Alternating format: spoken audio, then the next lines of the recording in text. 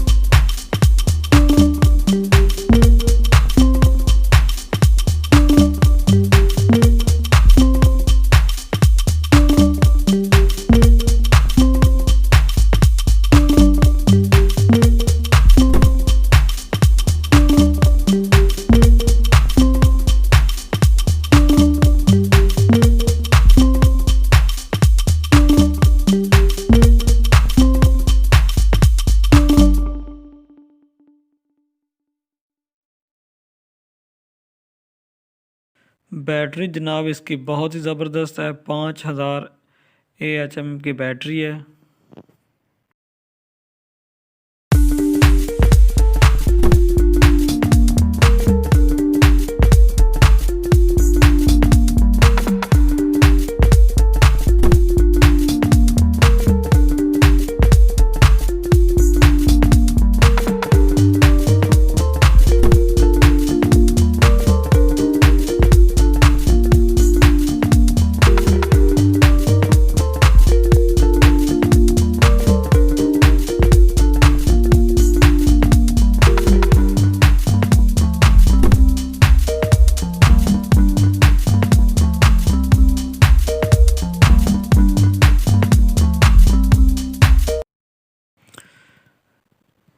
बहुत अच्छी लुक है बैक साइड से भी। और उसके बाद ये फिंगरप्रिंट सेंसर है, 3 कैमरे, एक टॉर्च, ये हैंड फ्री पोर्ट है और यहाँ पर चार्जिंग पोर्ट है, मैक है और स्पीकर है इसका।